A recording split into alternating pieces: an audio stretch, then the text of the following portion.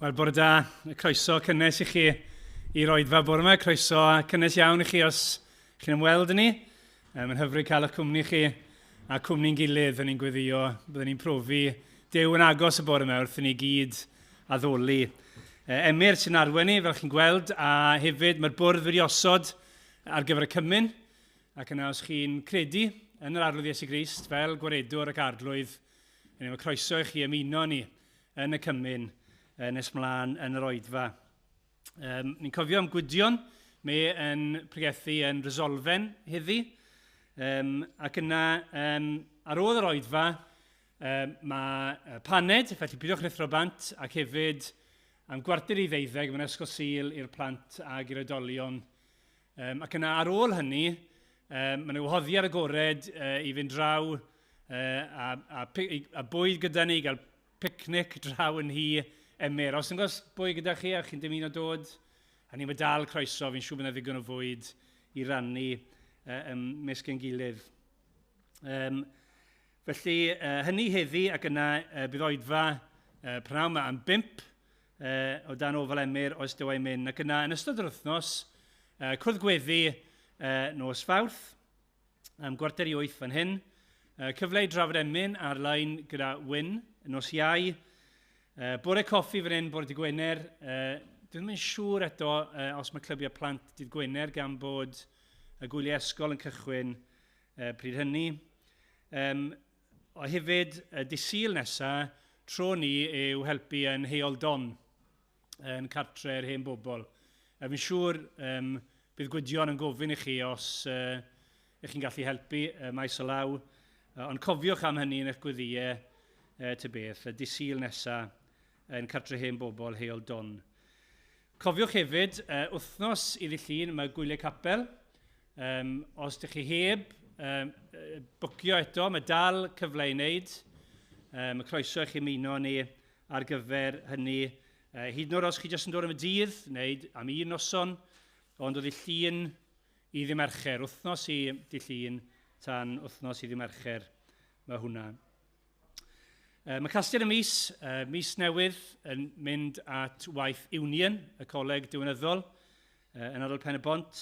Felly cofiwch am hynny, casgliad y mis yn mynd at Union. Ac yna Sul nesaf, mae Emyr yn cael y fraint o fynd I Lambed I Wendigeithi.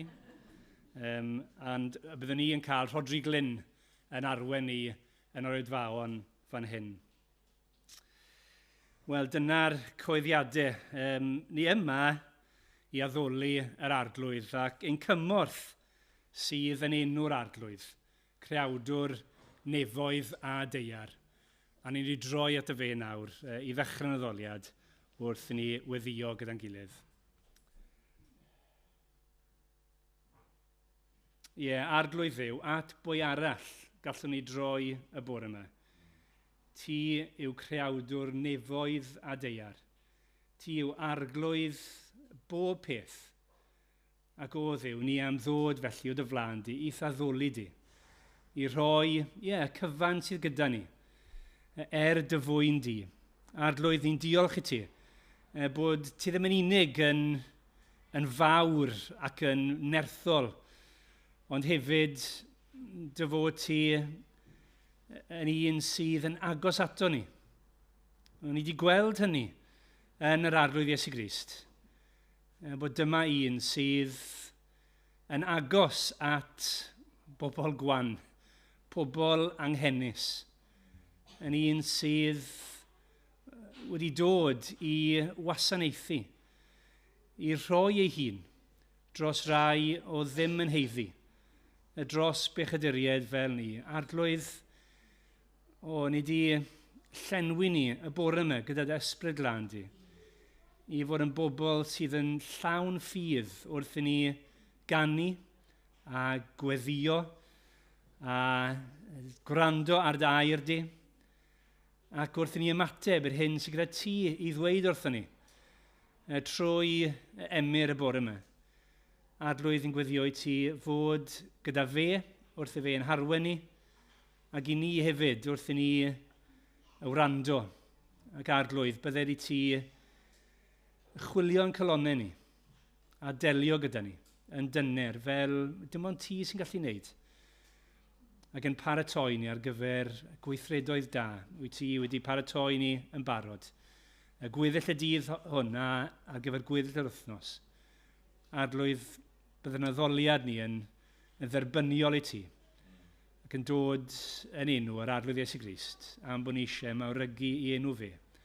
Amen. Mae'n fore braf. O'n i'n dod mewn y bore yma, oedd y gres dal yn dod mlaen, a felly oedd yn eitha cynnes mewn fan hyn. Chi wedi cael croeso cynnes i'n plith ni, os ych chi'n ymweld. Ond beth i ni angen wrth gwrs bore yma yw bod ein calonau ni yn cael eu cynhesu wrth i ni glywed am yr arglwydd ac am ei gariadau tuag ato ni. A felly, fi wedi dewis 2 gan. Ni'n mynd i ganu i ddechrau. Geiriau ddigon syml, ond geiriau sy'n atgoffa ni o y rheswm sydd yn ni bore yma i addoli Duw. Felly, ni'n mynd i ddechrau efo 88 yng Ngrymal 2, ac yna byddwn ni'n canu rhif 72 yng Ngrymal 2 yn syth ar ôl. Arglwydd beth addolaf di. Mae dy enw yn ddyrchafedig. Diolch am fy ngharu i, diolch i ti am ein hachub. O'r nef deithos di'n byd i'n hachub ni. Talu'n dyled ar y groes wnaethos di. Dod yn fyw nôl o'r bedd a dyrchafu nôl i'r nef, arglwydd beth addolaf di. Ac yna yr un neges yn rhif 72, Iesu Grist, myfyriaf ar dy aber di. Ildes ti bopeth ar groes dros o fi. Lawer tor y feddau sy'n ti fachub i. Meddyliau fel hyn, ddaw i'm cof. Pa galon sydd ddim yn toddi wrth glywed y geiriau yna. Nawn ni sefyll i ganu mawl dyn gilydd.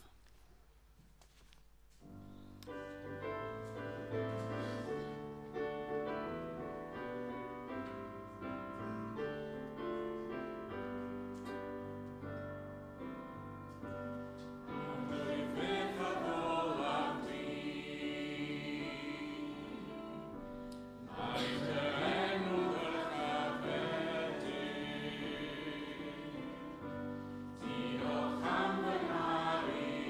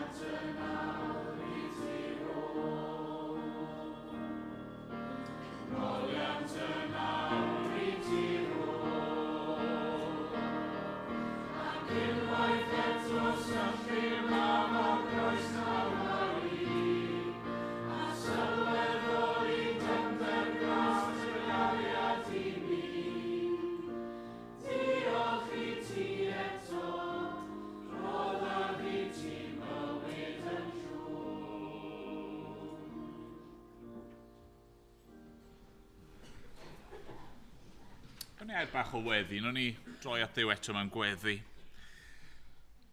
I arglwydd i ni di canu pethau mawr. Yn byna, geiriau ddigon syml, ac eto gwirioneddau mawr a rhyfeddol. Ac arglwydd ein gweddi ni yw y bydd y pethau hyn yn cyffwrdd ein calonau ni y bore yma. Arglwydd y byddwn ni ddim jyst yn clywed efo'n clistiau ac yn deall gyda'r meddwl mor bwysig yw hynny, ond arglwydd y bydd dy air di. A'r cariad yna sydd wedi dangos i ni yn yr arglwydd Iesu Grist, ni'n gweddio bydda hynny yn dod ac yn gweithio yn ddofn yno ni ac yn ein newid ni os gweli di fod yn dda. Dad, i ni'n gofyn nawr wrth i ni droi at y air di, a byddwn ni yn clywed dy lais di yn siarad â ni. Am bod ni'n gofyn yn enw yr arglwydd Iesu Grist. Amen. Amen. Ni'n mynd i ddarllen o air Duw. Ni'n troi bore yma at yr Efengyl yn ôl Marc. Os chi'n ymweld â ni, ni wedi bod ers ychydig bach nawr yn dechrau gweithio'n ffordd trwy'r llyfr yma. Ni wedi cyrraedd adnod 16 bore yma. Byddai'n darllen o adnod 16 ymlaen i ddiwedd y bennod gyntaf. Ond ni jyst mynd i fod yn canolbwyntio ar adnodau 16 i dyma air Duw. Marc 1, adnod 16. Wrth gerdded ar lan môr Galilea, gwelodd Iesu Seimon a'i frawd Andreas yn bwrw rhwyd i'r môr. Pysgotwyr oeddent. Dwedodd Iesu wrthynt, dewch ar fy ôl i, ac fe'ch gnaf yn bysgotwyr dynion. A gadawsant ei rhwydau ar unwaith a'i ganlyn ef. Wedi iddo fynd ymlaen ychydig, gwelodd Iago fab Zebedeus ac Ioan ei frawd. Roeddent wrthi yn cyweirio'r rhwydau yn y cwch. Galwodd hwythau ar unwaith. A chanadael ei tad Zebedeus yn y cwch gyda'r gweision. Eithant ymaith ar ei ôl ef. Deithant i Gapernaim, ac yna, ar y saboth, aeth ef i mewn i'r synagog a dechrau dysgu. Roedd y bobl yn synnu at yr hyn yr oedd yn ei ddysgu, oherwydd yr oedd yn ei dysgu fel un ag awdurdod ganddo, ac nid fel yr ysgrifenyddion. Yn ei synagog roedd dyn ag ysbryd aflan ynddo. Gweiddodd hwnnw gan ddweud, be sydd â fyny di â ni, Iesu o Nazareth? A wyt ti wedi dod i'n dyfetha ni? Mi o'n pwy wyt ti, sanct Duw. Ceryddodd Iesu ef ar geiriau taw, a dos allan ohono. A chan ei ysgytian a rhoi bloedd uchel aeth yr ysbryd aflan allan ohono. Syfrdanwyd pawb nes troi a holi ei gilydd, beth yw hyn? Dyma ddysgeidiaeth newydd ac iddi awdurdod. Mae hwn yn gorchymyn hyd yn oed yr ysbrydion aflan a hwythau'n i fyddhau iddo. Ac aeth y sôn amdano ar led ar unwaith trwy holl gymdogaeth Galilea. Ac yna wedi dod allan o'r synagog eithant i dŷ Seimon ac Andreas, gyda Iago ac Ioan. Ac roedd mam yng nghyfraith Seimon yn gorwedd yn wael, dan dwymyn.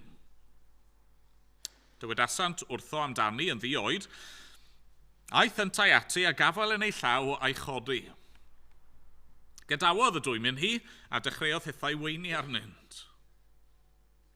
Gyda'r nos a'r haul wedi machlyd roeddent yn dwyn ato'r holl gleifion a'r rhai oedd wedi ei meddiannu gan gythreiliaid. Ac roedd yr holl dref wedi ymgynnull wrth y drws. Iachaodd ef lawer oedd yn glaf dan amrywiol afiechydon, a bwriodd allan lawer o gythreiliaid, ac ni adawai i'r cythreiliaid ddweud gair, oherwydd ei bod yn ei adnabod. Bore tranoeth yn gynnar iawn cododd ef ac aeth allan. Aeth ymaith i le unig ac yno yr oedd yn gweddio. Aeth Seimon a'i gymdeithion i chwilio amdano, ac wedi dod o hyd iddo dywedasant wrtho, mae pawb yn dy geisio di. Dywedodd yntau wrthynt, awn ymlaen i'r trefi nesaf, i mi gael pregethu yno hefyd, oherwydd i hynny y deithim allan. Ac fe aeth drwy holl Galilea gan bregethu yn ei synagogau hwy a bwrw allan gythreiliaid. Daeth dyn gwahan glwyfus ato, ac erfyn arno ar ei luniau a dweud, os mynnu gellu fy nglanhau. A chan dostyrio, estynodd ef ei law a chyffwrdd ag ef, a dweud wrtho rwyf yn mynnu, glanhau'r di. Ymadawodd y gwahanglwyf ag ef ar unwaith, a glanhawyd ef. Ac wedi ei rybuddion llym, gyrodd Iesu ef ymaith ar ei union, a dweud wrtho, gwylia na ddwedi ddim wrth neb. Ond dos y dangos dy hun i'r offeiriad, ac offryma dros dy lanhad yr hyn a orchmynodd Moses yn dystiolaeth gyhoeddus. Ond aeth yntau allan a dechrau roi'r hanes i gyd ar goedd a'i deini ar led. Fel na alla Iesu mwyach fynd i mewn yn agored i unrhyw dref. Roedd yn aros y tu allan, mewn lle oedd unig. Ac eto roedd pobl yn dod ato o bob cyfeiriad. Amen. Diolch i Dduw am ei air i ni. Ni'n mynd i gael stori i'r plant nawr, mae Amanda yn mynd i roi gair i'r plant.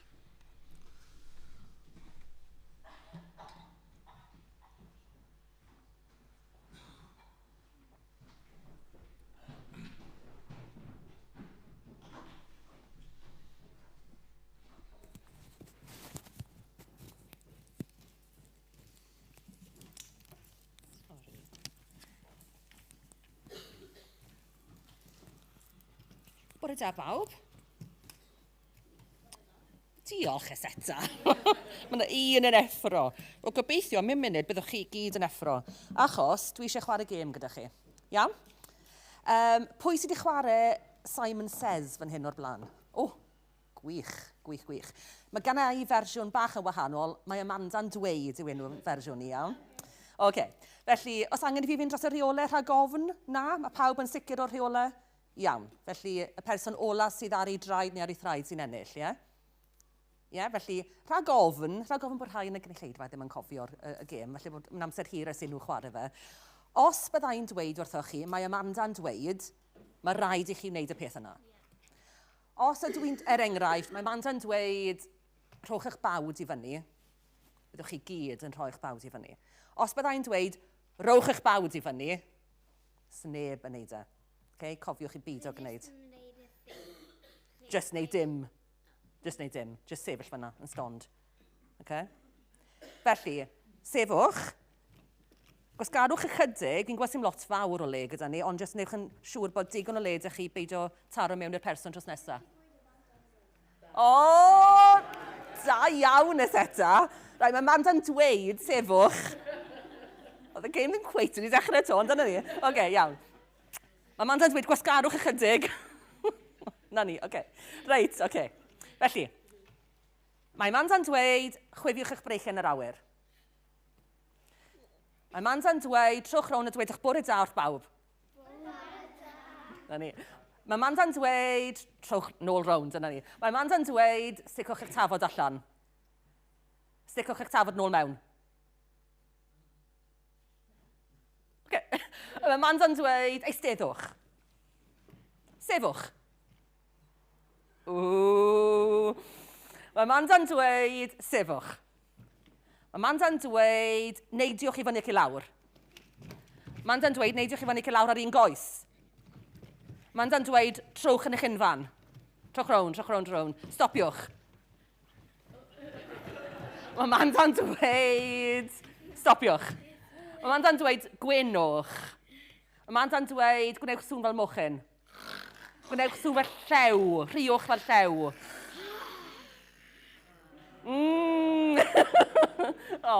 Chi'n gwybod fe, chi'n rhy dda am hyn. Seddwch lawr. Mae man dan dweud seddwch lawr. Right. Right. Beth oedd angen gwneud i lwyddo yn y gêm yna? Sorry? Gwrando, ie. Gwrando, allan am, mae man dan dweud, ac i feddhau, gwneud beth o'n i'n dweud. Ydych chi'n gallu meddwl am sefyllfaoedd eraill mewn bywyd lle mae'n bwysig i wrando ac i feddhau? Neu ydych chi'n gallu meddwl am bobl benodol sy'n angen gwrando arnyn nhw ac i feddhau? Mae rai ohonyn nhw fan hyn. Ie, na ni. Ia, dim eisiau'r clyw yn diwedd. Mam a dad, mae'n bwysig i wrando ac i feddhau ar mam a dad, yn diwedd? Ydy. Mae rai ddim yn siŵr. Beth am yr ysgol? Ydy yn bwysig i wrando ac i feddhau ar yr athrawon? Ydy. Ydych chi'n bod mewn car, a lle mae'r pwy bynnag sy'n gyrru, maen nhw'n gweld wrth ymyl y ffordd arwydd, cylch coch, a mae'r rhif 2 a 0 o fewn y cylch. Ie? Yeah? Felly, beth mae angen iddyn nhw'n wneud pan maen nhw'n gweld un rheina? Da iawn, nid yn siŵr bod y car ddim yn mynd dros y 20 milltir yr awr i feddhau. Eto, nôl yn y car, y gyrrwr yn dod at oliad y traffig, mae'r goliad y traffig yn troi'n goch. Beth mae angen i'r gyrrwr i wneud? Stopio. I feddhau. Felly mae lot o bethau, mae lot o bobl yn y bywydau ni, mae rhaid i ni feddhau a gwrando arnyn nhw. Nawr, yn y darn darllenodd Emyr o Efengyl Marc bore yma, glywon ni am Iesu Grist yn mynd am dro, ynddo fe, ar lan môr Galilea. Pwy ni'n disgwyl gweld wrth ymyl y môr, ar lan y môr, weithiau? Pysgotwyr. A pwy wylodd Iesu? Pysgotwyr. 5, 6, 7, 8, sawl un oedd yna ar y dechrau? 2. Chi'n cofio henw nhw? Simon ac Andreas.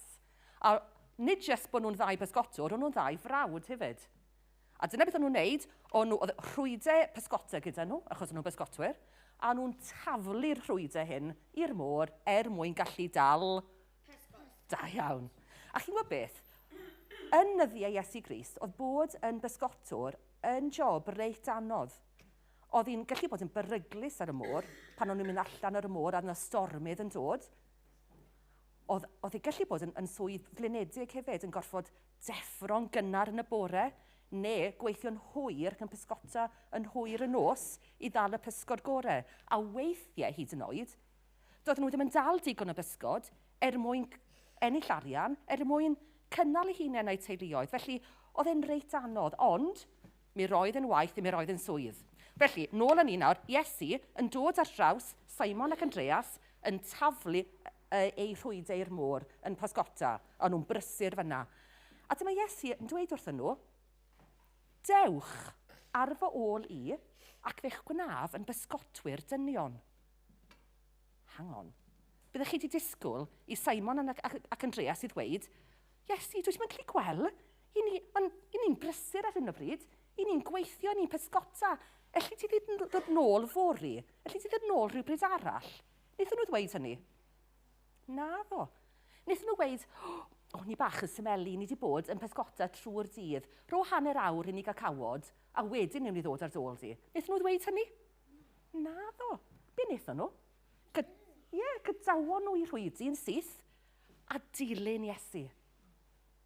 A beth ddigwyddodd wedyn? Felly, ar hyn o bryd oedd Iesu, Simon ac Andreas.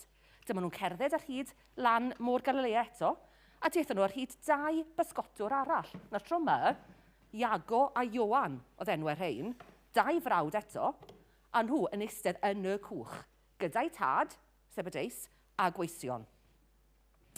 Do'n nhw ddim yn pysgota, ond nhw yn... Ti'n cofio beth o'n nhw'n neud? Dreifio?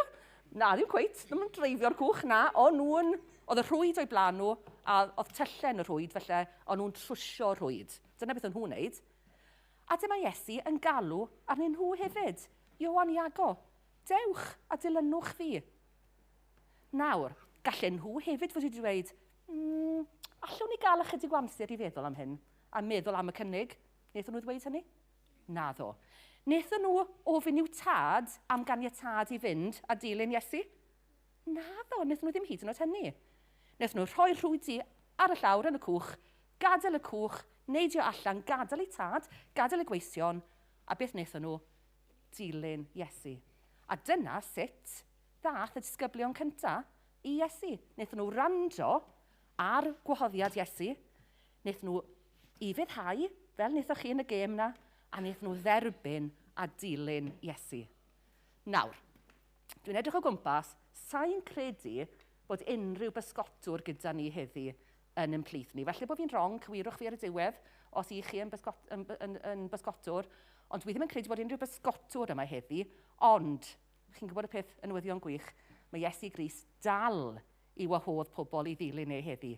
Sim ots pwy i chi, sim ots beth yw eich gwaith chi, sim ots beth yw'ch oedran chi, sim ots o ble chi'n dod, mae Iesu Grist yn dal i wahodd pobl i ddilyn ei heddi.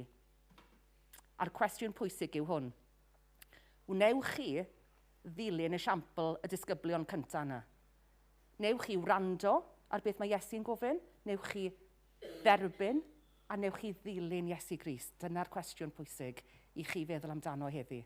Rhaid chi wedi gwrando'n dda, na i weddio dych chi'n gyflym nawr cyn i chi fynd ôl i eich seddi. O Dduw yn Tad, ni yn diolch i ti am yn atgoffa ni bore yma sut wnaeth y disgyblion cyntaf yna dy wrando arno ti a dy ddilyn di. Helpa rai ohono ni heddi sydd ddim eto yn dilyn Iesu i wrando ar y gwahoddiad ac i fyddhau ac i dderbyn y gwahoddiad i ddilyn Iesu a gwneud Iesu y person mwyaf pwysig yn ei bywyd nhw os gwylid i fod yn dda. A helpa rai ohono ni sydd yn dilyn Iesu yn barod. Atgoffa ni, please, o pa mor werthfawr yw Iesu a pwy yw Iesu, y trysor yma yn y bywydau ni. Helpa ni i rhannu'r trysor yma gyda phobl eraill yn cwmpas ni. Amen. Oce, diolch yn fawr, blant. Llwch chi'n mynd ôl nawr. Diolch. Ni'n mynd i ganu eto o'r atodiad tro hwn rhif 1 am i ti gofio amdana fi wrth fynd i farw ar y bryn a maddau mai fy Iesu gwyn fydd garaf di. Fydd garaf di.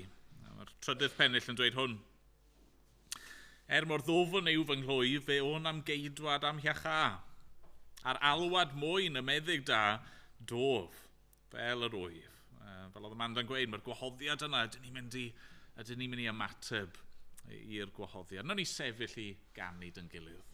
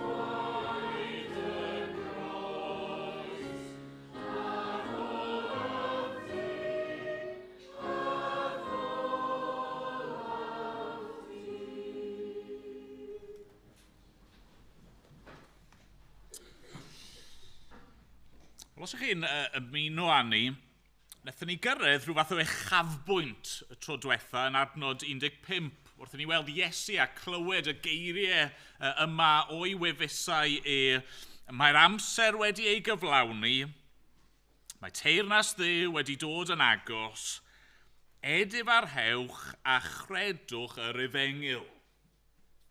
Ond ni wedi cyrraedd y pwynt yma felly yn y llyfr lle mae'r brenin wedi cyrraedd. Mae teyrnas Dduw wedi dod yn agos. Nawr, beth sydd angen ar deyrnas? Wel, mae angen dinasyddion yn does. Mae brenin fod i gael dilynwyr. A felly, dyma mae Iesu'n gwneud yn dyfe yn adnod 5. Mae'n gwahodd, mae'n rhoi'r galwad yma. Edifarhewch, chredwch yr Efengyl, dewch i fewn i'r deyrnas. Fe eisiau ni barhau i feddwl bore yma am y syniad yma o alwad. Wrth i ni nawr weld Iesu yn galw 4 pysgotwr i'w ddilyn ac wrth i ni weld ei ymateb nhw i'r alwad yna. Nawr, cyn bod fi'n mynd dim pellach, fi jyst eisiau gwneud rhywbeth yn glir, rhywbeth o'n i wedi bwriadu dweud wythnos diwetha. Mae Marc, falle bod chi wedi sylwi, yn symud yn eitha cloi, yn neidio yn eitha cloi o un hanes i'r nesaf. A felly'n fanwl gywir, os chi'n edrych ar adnodau 13 ac 14, lle mae dyn ni hanes y temptiad ac yna Iesu'n dod i Galilea, mae yna gyfnod eitha hir o amser rhwng y ddau beth yna. Dwi'n Marc ddim yn esbonio hyn, ond dyna sydd yn wir. Mae yna falle cymaint a blwyddyn fyna, lle mae Iesu wedi bod yn teithio o amgylch, yn dysgu ac yn pregethu.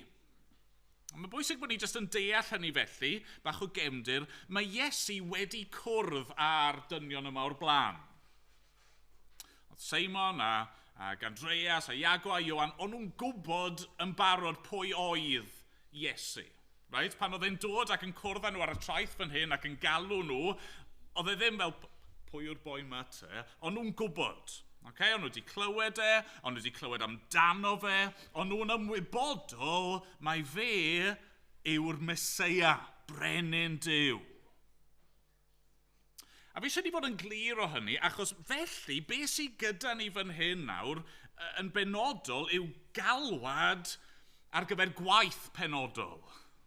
Okay? Mae Iesu fan hyn yn galw rai oedd yn mynd i fod yn apostolion. Yn mynd i fod yn arweinwyr, yn mynd i fod yn bregethwyr. Pobl oedd yn mynd i gael eu hanfon allan gyda gwaith a rôl arbennig. Okay? Achos mae Duw dal yn galw fel yna heddi. Falle bod e'n gwneud hynny yn eich bywyd chi. Ni'n gobeithio am hynny fel eglwys, ni'n gweddio am hynny fel eglwys, bydd e'n codi gweinidogion ac efengylwyr a chenhadon rai sydd yn mynd i wasanaethu yma yng Nghymru ac dros y byd. Ond wrth gwrs mae Iesu'n galw, nid jyst gweithwyr, nid jyst pregethwyr, mae'n galw pob un ohono ni i ddod ato fe. Mae'n galw pob un ohono ni i'w ddilyn ac i fod yn rhan o'i deyrnas A felly be fi eisiau gwneud yw, fi eisiau ni edrych ar yr hanes yma, a'r galwad arbennig yma mewn ffordd, ond fi eisiau tynnu allan, wel beth yw'r pethau hynny sy'n gyffredin i'r ffordd mae Iesu'n galw ni. Okay? So ni'n mynd i edrych ar galwad Seimon, Andreas, Iago a Ioan, ond yn mynd i weld trwy hynny pethau sy'n wir am y ffordd mae Iesu yn ein galw ni. A'r cwestiwn fi eisiau chi fod yn gofyn yw hyn, ydych chi wedi clywed llais Iesu Grist yn dweud wrthoch chi, dewch ar fy ôl i. Ydych chi wedi clywed e'n gweud hynny ac ydych chi wedi ymateb, dewch ar fy ôl i. Nawr, y peth cyntaf sy'n sefyll allan fan hyn yw fod e'n galwad annisgwyl. Okay? Galwad annisgwyl. Fel byddwch chi'n disgwyl oedd y system addysg yn yr ganrif gyntaf, yn yr diwylliant yma'n wahanol iawn i'n profiad ni efallai o fynd i'r ysgol. No pob tebyg oedd pob plentyn yn cael ei dysgu yng ngair Duw o oedran ifanc iawn. Bydden nhw'n dysgu rannau hir o'r Hen Testament ar eu cof. Llawer gwell na rai o'r pethau ni gorfod dysgu ar yng nghof i yn yr ysgol. Ond yna, bydde'r plant yma, bydden nhw gyd yn cael ei dysgu o'r oedran ifanc yma, ond oedd yna bwynt yn dod lle bydde'r goreion yn ei plith yn cario ymlaen, a bydde'r gweddill yn dychwelyd nôl i fel arfer gwaith i tad a'r teulu. Y gobaith felly i lawer o'r bobl ac o'r teuluoedd yma oedd bod eu plant nhw neu plentyn nhw yn mynd i fynd ymlaen. Yn mynd i fod yn ddigon da ac yn ddigon clyfar i gael ei dewis. Y gobaith oedd bydd yna rabi, bydd yna athro yn dod at eu plentyn nhw ac yn dweud, dilyn fi. Dereg, ei di fod yn ddisgybl nawr i fi. Na ni ddim yn gwybod pa mor bell ath Seimon a'r gweddill ohonyn nhw yn y broses yma. Ni ddim yn gwybod pa mor dda o'n nhw yn yr ysgol fel petai. Y tebyg yw o'n nhw ddim yn arbennig. Mae'n eitha diddorol. Os chi yn troi llyfr yr Actau, ar ôl i Iesu farw atgyfodi, mae'n anfon y disgyblion allan i bregethu, maen nhw'n dechrau ar y gwaith yna, ac yn Actau 4 adnod 13, ni'n clywed am hyn. Mae'r arweinwyr crefyddol yn ystyried beth mae Pedr a Ioan wedi bod yn dysgu, a wrth weld hyder Pedr ac Ioan, a sylweddoli mae lleugwyr anysgedig roeddent yn rhyfeddu. Sylweddolent hefyd ei bod hwy wedi bod gyda Iesu. Yn Saesneg, y cyfieithiad yw unlearned and ignorant. Right? Maen nhw'n gwrando ar y boes yma'n pregethu, a maen nhw'n meddwl o hun, sut yn y byd mae rhain yn gallu dysgu fel hyn, achos dyn nhw ddim wedi cael yr addysg. Dyn nhw ddim wedi cael y cefndir. Ni'n gwybod bod nhw ddim wedi mynd yn bell iawn, achos lle maen nhw nawr, wel maen nhw yn pysgota. Maen nhw wedi mynd nôl i'r busnes teuluol, sef dal pysgod. Mae Seimon ac Andreas wrthi yn bwrw ei rwydi i'r môr. Mae Iago a Ioan yn trwsio'r rwydi gyda eu tad nhw Zebedeus. Nawr, plis peidiwch camddeall, does dim byd yn bod gyda pysgota. Okay? Mae yna rai yma yn ein plith ni yn hoffi pysgota, bod yna beth da i wneud. Ond y pwynt sydd dy fi fan hyn yw hyn, pan ni'n clywed am Iesu'n dechrau ei weinidogaeth, pan ni'n clywed fod y brenin, y Meseia wedi dod, pan ni'n clywed fod e'n dechrau nawr galw disgyblion ato fe ei hun, lle byddwn ni'n disgwyl iddo fe fynd? Wel, nid fan hyn. Nid fan hyn. A nid at rain. Mae'n rhywbeth annisgwyl fan hyn, chi'n gweld. Mae tîm rygbi Cymru yn stryglo ar y foment yn dyn nhw chi'n gwybod hynny. Fi'n siŵr, mae Warren Gatland wedi mynd. Maen nhw'n chwilio am brif y fforddwr newydd. Nawr, beth os ni'n dweud wrthych chi ddoi bod fi wedi cael galwad ffôn, right, o'r WIU, a dweud, Emyr, ni eisiau ti roi'r gorau i fod yn weinidog, ti wedi gwneud y gwaith am sbel, ni eisiau ti ddod nawr i sorto mas problemau tîm rygbi Cymru. Wel, fi'n gobeithio bydde neb yn credu fi, achos bydde fe ddim jyst yn annisgwyl, bydde fe, y galwad ffôn yna, bydde fe jyst yn wirion, bydde fe yn amhosib. Chwa be, dwi ddim wir yn fwy annisgwyl na hyn, ydy e? Dwi ddim yn fwy amhosib na hyn. Fod Iesu Grist, mab Duw, yr un ni wedi clywed yn barod amdano, fe yw yr anwylyd. Fe yw brenin y bydysawd. Mae e eisiau dilynwyr, a pwy mae'n mynd i alw? Mae pobl cyffredin. Pobl fel chi a fi. Ac wrth gwrs dyma yw patrwm yr Efengyl. Y gwir yw, does neb yn ddigon da. Bydde Iesu wedi gallu crwydro'r byd i gyd yn chwilio a methu ffindo neb oedd yn heiddi bod yn ddisgybl iddo fe. Sneb yn ddigon da, sneb yn ddigon clyfar. I ni gyd wedi syrthio'n fer o goniant Duw. I ni gyd wedi pechu, i gyd wedi mynd ar gyfeilion. Ond mae Iesu'n dod ar ein hôl ni. Yn galw ni. Chi'n cofio cyn bod ni'n dechrau'r Marc, o'n i wedi bod yn darllen trwy 1 Corinthiaid. Cofio be mae Paul yn dweud wrth y Corinthiaid ar ddechrau'r llythyr? 1 Corinthiaid, pennod 1, adnod 26. Ystyriwch sut rhaid eich wi a alwyd gyfeillion. Nid oes rhyw lawer ohonoch yn ddoeth yn ôl safon y byd. Nid oes rhyw lawer yn meddu awdurdod. Nid oes rhyw lawer o dras uchel. Pethau ffôl y byd a ddewisodd Duw, mwyn cywilyddio'r doeth. A phethau gwan y byd a ddewisodd Duw i gywilyddio'r pethau cedyrn. A phethau distadl y byd a phethau dirmygedig a ddewisodd Duw. A pethau nid ydynt i ddiddymu'r pethau sydd. Ac felly ni all neb yn ffrostio ger bron Duw, ond trwy ei weithred ef rydych chwi yng Nghrist Iesu. Yr hwn a wnaed yn ddoethineb i ni oddi wrth Dduw, yn gyfiawnder a sancteiddhad a phrynedigeth. Dyd chi. Falle bod chi bore yma'n teimlo bod ddim dych chi rhyw lawer i'w gynnig. Falle bod chi'n teimlo bod yna neb wir yn eich caru chi ac yn eich gwerthfawrogi chi.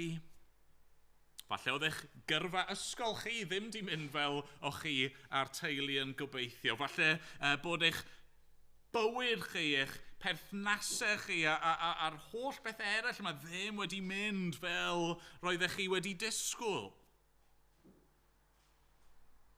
Bore yma, gallwch chi glywed y galwad annisgwyl yna. Dewch ar fy ôl i, dere ar fy ôl i.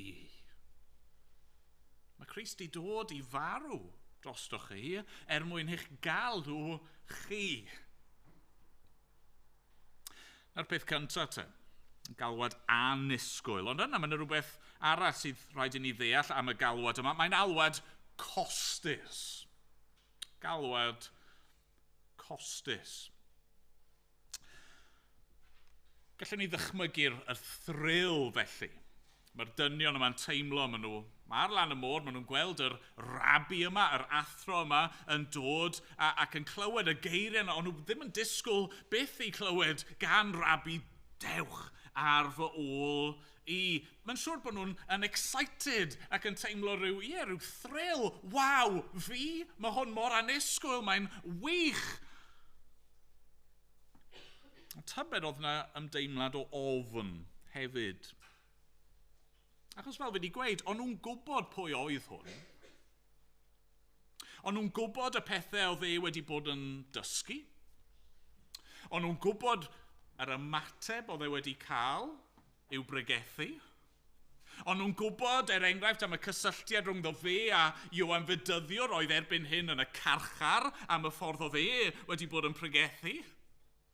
Bydden nhw'n gwybod am yr amser yna oedd Iesu wedi mynd i'r synagog yn Nazareth, yn ei dref ei hun, ac a'r bobl yna yn Nazareth, ei bobl ei hun fel petai yn ei wrthod ac yn wir yn mynd â fe i ben bryn mwyn trial taflu oddi ar y top.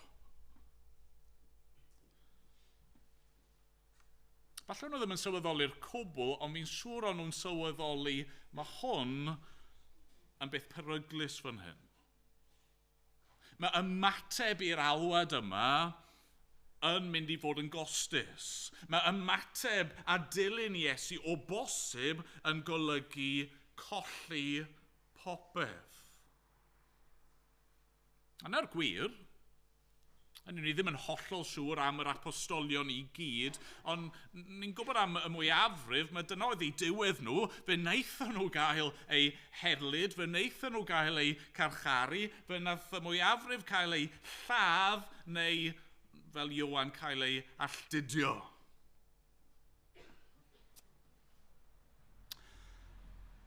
Ond be maen nhw'n gwneud? Ond ni'n clywed gadawsant eu rhwydau ar unwaith. Mae Iago Iowan yn gadael ei tad yn y cwch gyda'r gweision ac eithant ymaith ar ei ôl. Maen nhw'n gadael y rhwydi a'r cychod, hyd yn oed yn gadael eu teulu nhw. Gadael popeth mwyn dilyn yr arglwydd Iesu Grist. Nawr eto, dyw pob un ohono ni ddim yn cael ein galw i roi'r gorau i'n swydd, i adael adre, ac yn y blaen. Falle i rai, dyma mae Crist yn gofyn gennym ni. Ond mae'n rhaid i ni ddeall cymaint o hyn, mae'n mynd i fod yn gostus. Mae'n rhaid i ni fod yn barod, fi'n credu ni'r ffordd gorau i weid, rhaid i ni fod yn barod i golli popeth mwyn dilyn Iesu. Os mae dyna be mae'n costio, rhaid i ni fod yn barod i roi lan ein arian, ein iechyd, ein ryddid, ein statws, ac hyd yn oed ein bywyd ni. Fi'n siŵr bod ni gyd i gweld ffilm, falle ffilm James Bond neu rhywbeth fel yna, lle maen nhw mewn rhyw casino, maen nhw'n chwarae rhyw gêm, a fi ddim yn annog hyn wrth gwrs, ond ac yn y gêm, fel rhan o'r gêm, mae rhywun fel arfer James Bond yn gweud, I'm all in, yn dydi, a maen nhw'n gwthio'r chips yna dros y ford. All in. Hynny yw, ddim yn dal unrhyw beth yn ôl, barod i golli popeth. Dyna mae Iesu'n gofyn gan ei ddisgyblion. Os chi eisiau dod ar fy ôl i, mae'n rhaid i chi fod yn barod i golli popeth. Nawr, y gwahaniaeth fan hyn yw mae nid rhyw gamble yw hyn. Ond mae'n y risg yn y peth, ond dwi ddim yn gamble achos fyddwn ni fyth ar ein colled, chi'n gweld? Nes ymlaen yn llyfr Marc, na ni gyrraedd ar ryw bwynt os dyw i'n mynd, Marc 10, adnod 28. Mae Iesu'n siarad am yr union beth yma efo'i ddisgyblion. Marc 10, 28. Dechreuodd Pedr ddweud wrtho, dyma ni wedi gadael pob peth ac wedi dy ganlyn di. Meddai Iesu'n wir yn dweud wrthych. Nid oes neb a adawodd dyn, neu frodyr, neu chwiorydd, neu fam, neu dad, neu blant, neu diroedd fy mwyn i ac mwyn yr efengil. Na chaiff dderbyn ganwaith cymaint yn awr yn yr amser hwn, yn dau a brodyr a chwiorydd, a mamau a phlant a thiroedd, ynghyd ag erledigaethau, ac yn yr oes sy'n dod, fywyd tragwyddo. A mae Iesu'n dweud, di mae'n mynd i gostio yn y bywyd yma. Ond chi'n mynd i gael breintiau yn y bywyd yma. Os chi'n dod yn Gristion, chi'n dod yn rhan o fy nheyrnas i yn y bywyd yma. Chi'n dod yn rhan o fy eglwys i yn y bywyd yma. Chi'n dod yn rhan o fy nghorff i, fy mhobol i yn y bywyd yma. A chi'n cael bywyd tragwyddol. Be bynnag mae'n costio. Ydych chi wedi clywed Iesu'n dweud wrthoch chi, dewch ar fy ôl i. Ydych chi wedi clywed y galwad yna i godi eich croes, i ymwadu a'ch hunan, i edifarhau o'ch pechod ac i'w ddilyn mewn ffydd. Mae werth e. Mae werth e. Fan hyn, ni'n naturiol yn dod i'n pwynt olan i'r bore yma. Mae'n alwad breintiedig felly, yn dydi? Mae'r galwad yma i'r disgyblion cyntaf, ni'n annisgwyl, a mae'n galw nhw i fywyd oedd yn mynd i gostio iddyn nhw, ond mae'r galwad yma hefyd yn rhoi'r braint ryfeddaf iddyn nhw. Edrychwch eto'r adnod 17. Dwedodd Iesu wrthynt, dewch ar fy ôl i, ac fe'ch gwnaf yn bysgotwyr dynion. Be mae Iesu'n gwneud fan hyn? Wel, mewn ffordd, mae'n rhoi dechrau newydd iddyn nhw, yn dydy? Mae'n rhoi bywyd newydd iddyn nhw. Mae'n rhoi hunaniaeth neu identity newydd. Mae'n rhoi blaenoriaeth newydd iddyn nhw. Pwy oedd y dynion yma? Wel, ni wedi clywed yn dod, pysgotwyr. Dyma Seimon ac Andreas. Dyma Iago a Ioan, Meibion Zebedeus. Beth oedd ei bywyd nhw? Wel, trosio rwydi. Mas yn y cychod drwy'r nos. Mae'n siŵr oedd nhw t-shirt, chymod, eat, sleep, fish, repeat. Chymod, tro ar ôl tro, dyna oedd e. Ac fel fi'n gweud, fi ddim yn ddilornus, dyw'r gair ddim yn ddilornus o waith corfforol ac yn y blaen. Mae bwyd yn bwysig, ni angen e. Diolch beth am bysgotwyr a ffermwyr ac yn y blaen. Ond be mae Iesu'n dweud fan hyn wrth rhain yw, fi'n mynd i roi braint nawr i chi. Chi'n mynd i gael bod yn rhan o fy nheyrnas i, yn cael bod yn rhan o fy ngwaith i, a fi'n mynd i'ch gwneud chi yn bysgotwyr dynion. Be mae'r term yna'n golygu, pysgotwyr dynion? Wel, y darlun oedd yn dod i meddwl i, oedd hyn, chi'n clywed pobl yn sôn weithiau am trophy hunting. Nawr eto, fi ddim yn annog trophy hunting chwaith, ond beth yw trophy hunting yw, wel, pan mae pobl yn mynd i hela yr anifeiliaid mwyaf gwerthfawr. Mewn ffordd yn dyfe, y mwyaf impresif, a wedyn maen nhw'n arddangos yr anifeiliaid yna ar ei wal nhw.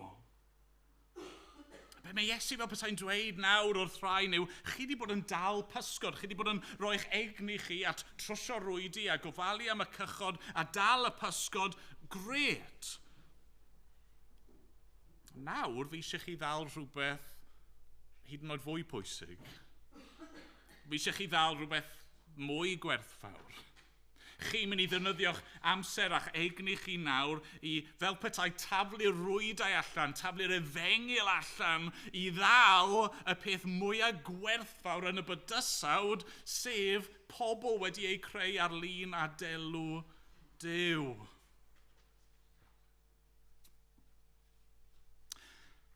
Nawr unwaith eto, dyw hwnna ddim yn golygu fod pob un ohono ni'n cael ein galw i fod yn weinidogion, yn bregethwyr ac yn y blaen.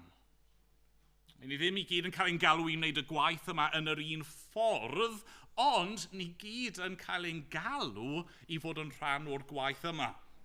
Ni gyd yn cael y fraint o fod yn rhan o waith Duw yn galw ac yn achub pobl. Yn eich ffordd bach chi eich hun, os chi yn Gristion, os ych chi wedi ymateb i'r alwad annisgwyl a chostus yna, chi'n rhan o'r gwaith, mae gennych chi gyfraniad i'w wneud.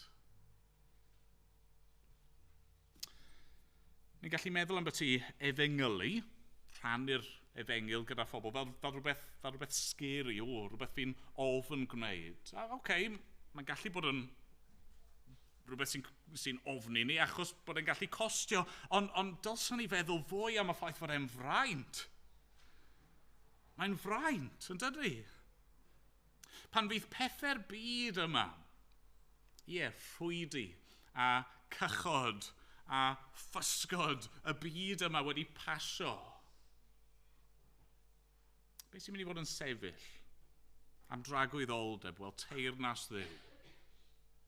A phobl Dduw.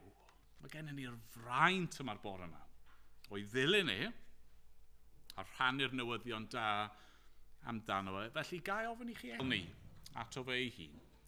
Mae'r glwydd ni'n gofyn neu di barhau siarad gyda ni nawr yn y munudau nesaf yma wrth i ni ddod at fwrdd y cymyn gyda'n gilydd.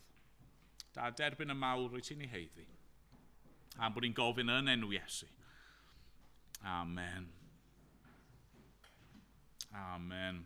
Ganwn ni, emyn cyn dod at y cymyn, rhif 6, 3 yn y llyfr yma ne. Bydd y geiriau ar y sgrin. Dilynaf fy migael, trwy foes. Amarch a gwradwyd y byd, dygaf ei ddirmig a'i groes gan dynnu'r nefoedd o hyd. I rodiaf trwy gymorth ei ras, y llwybr a gerddodd e fe. Nid rhyfedd os gwawdur y gwas, cans gwawd gafodd arglwydd yn e. Ac ymlaen, yn ei sefyll i ganu.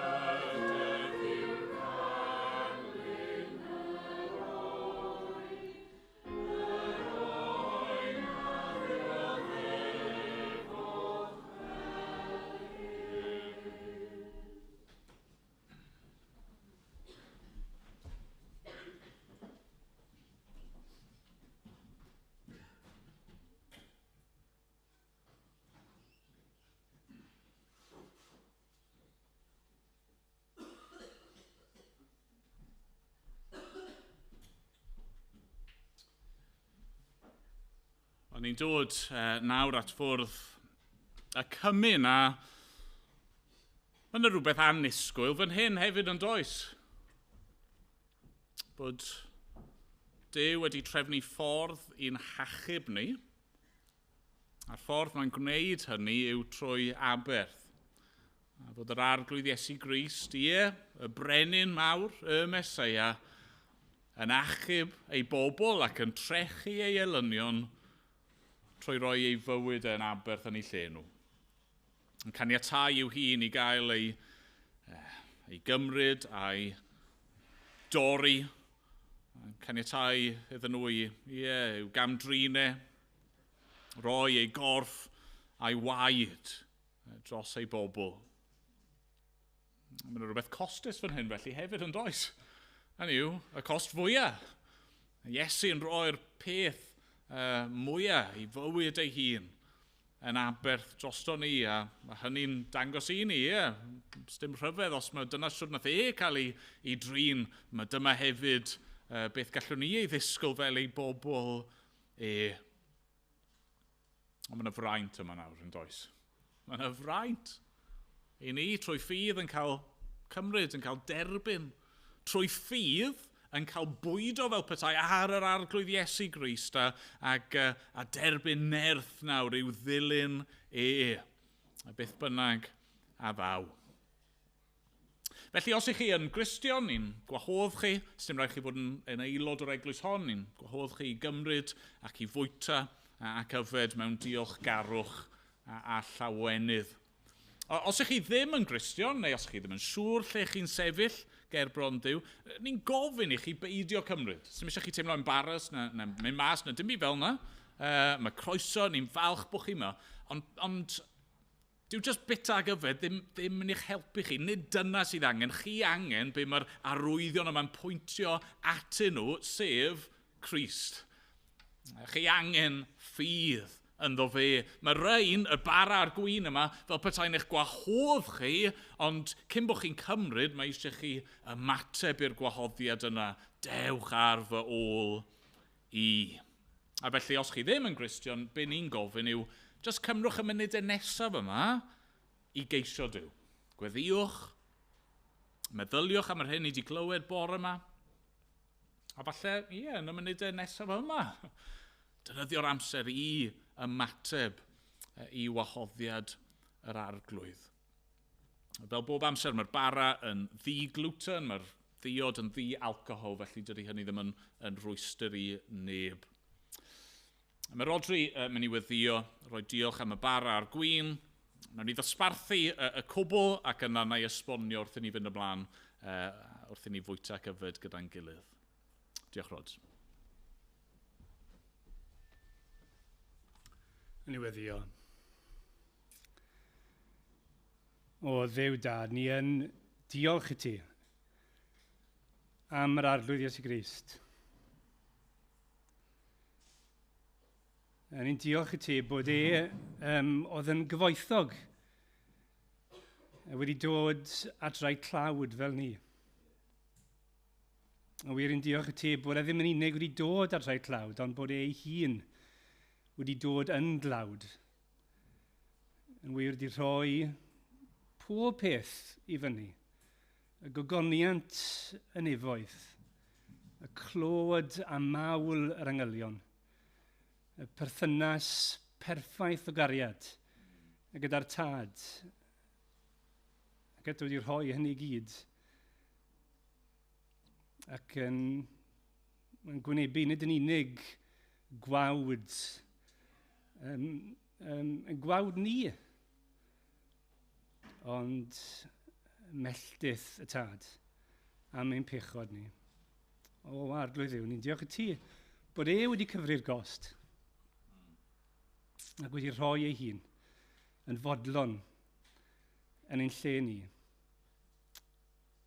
O, arglwydd Dduw, wrth i ni gymryd yr elfennau yma nawr, ni'n gweddio bydde reality Crist a'r hyn mae wedi gwneud troso ni yn llenwi'n calonau ni a chariad.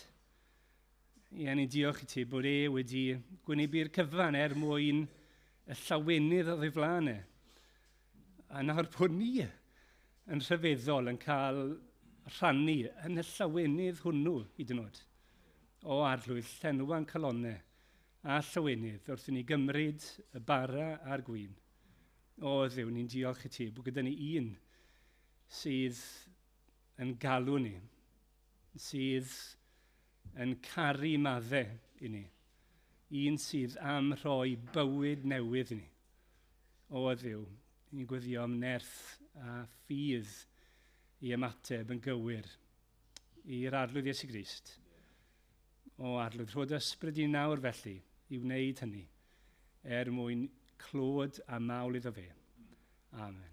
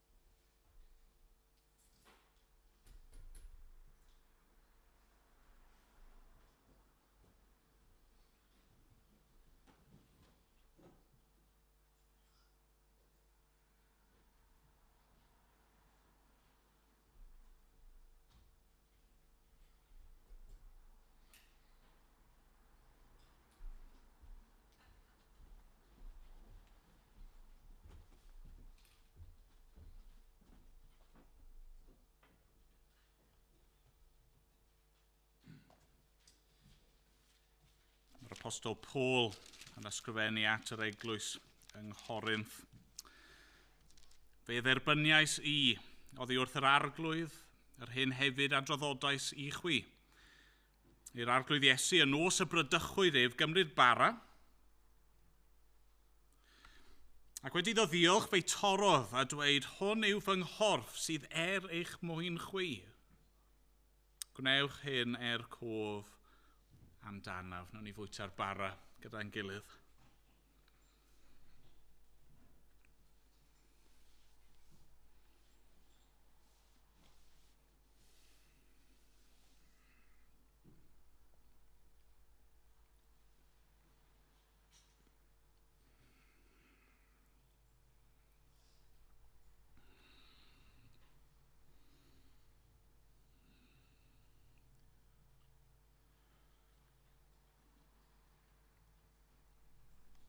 Yr un modd hefyd, fe gymerodd y cwpan ar ôl swper gan ddweud y cwpan hwn yw'r cyfamod newydd yn fy ngwaed i.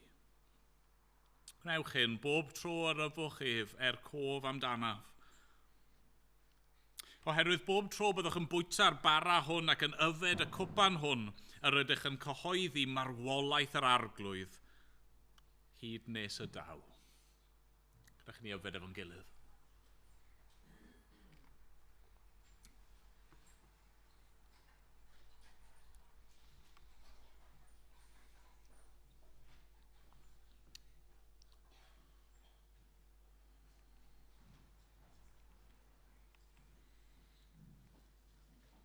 O arglwydd yn Duw i ni yn diolch i ti. Ie, unwaith eto am yr aberth rhyfeddol yma. Wnaeth yr arglwydd Iesu Grist drosto ni. Dad wrthyn ni, fod yn agosau at gyfnod y Pasg. I ni gweddio bydd yr pethau hyn yn dod yn fyw i ni, yn reality fresh i ni fod Crist wedi rhoi ei gorff a'i waed.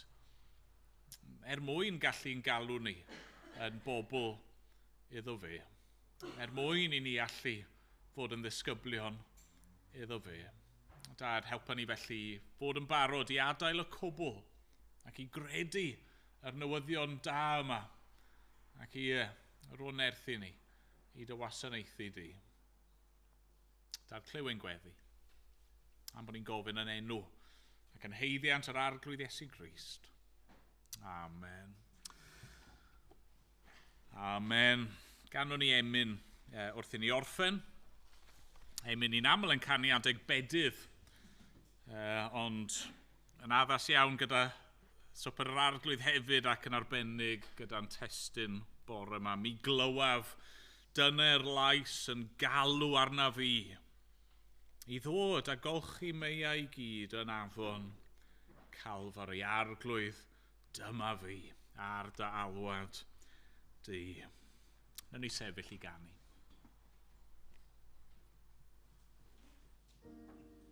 Amen.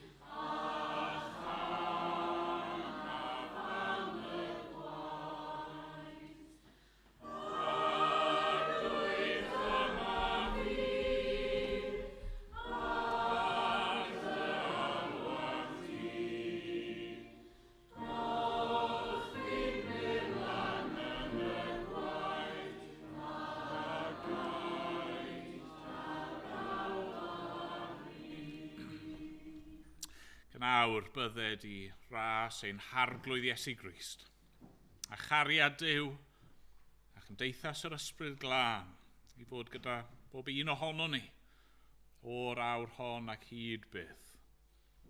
Amen.